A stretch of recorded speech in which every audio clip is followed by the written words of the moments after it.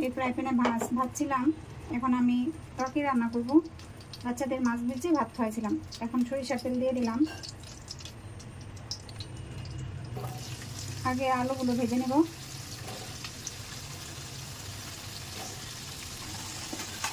মাঝে মধ্যে একটু ভিন্নভাবে রান্না করতে ভালো লাগে। এখন স্বাদ মতো লবণ দিয়ে দিলাম। এমনি তো সবসময় আগে পেঁয়াজ ভাজি, তারপর মশলা কষাই, ওইভাবে রান্না করি। আজকে আলুটা আগে ভেজে নেব।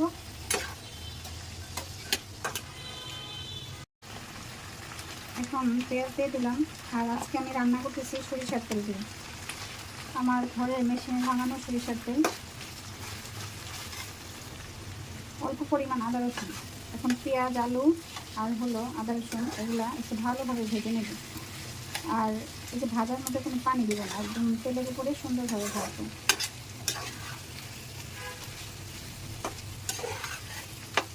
মাঝে মাঝে এইভাবে রান্না করি না, ভালো হয় খেতে।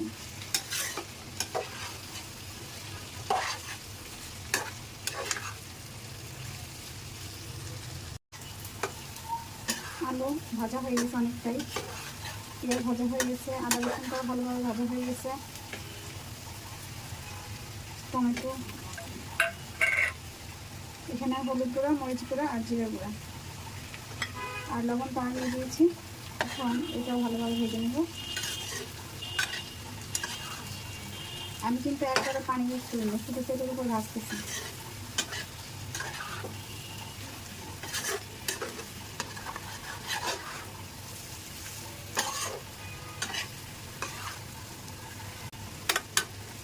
এখানে সবগুলো মশলা দেওয়ার পরে যে সুন্দর ভাজা হয়েছে, এখন পানি দিয়ে দিব।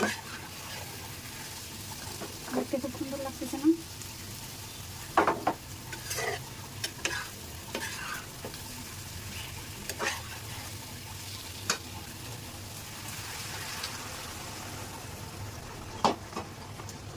আমি এখানে গরম পানি দিচ্ছি।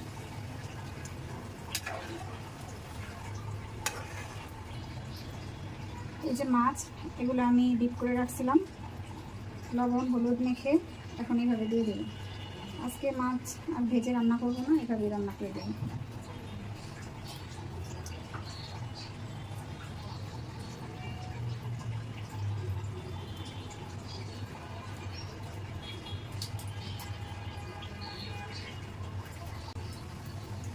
এখন আর বেশি নাড়াচাড়া করবো না, মাছগুলো ভেঙে যেতে পারে।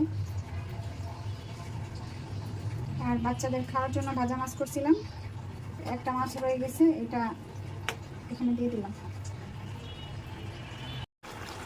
রান্না কমপ্লিট। এই যে একটু হালকা ঝোলঝোল আছে, এই যে আলু টেনে নেবে। এখন ধনেপাতা কাঁচামরিচ দিয়ে নামাই নেব। এখন ধনেপাতা দিয়ে দিলাম, আর কাঁচামরিচ কিছু কাঁচামরিচ আস্ত দিয়েছি, আর কিছু ফেলে দিয়েছি, মানে মাঝখান দিয়ে চিড়ে দিয়েছি। কেমন হয়েছে কমেন্ট করে জানাবেন। আল্লাহ হাফেজ। আর এইভাবে রান্না করলে মজাই লাগে খেতে, এর আগেও আমি অনেকটা রান্না করছি, আপনারা একবার ট্রাই করে দেখবেন কেমন লাগে। আল্লাহ হাফেজ।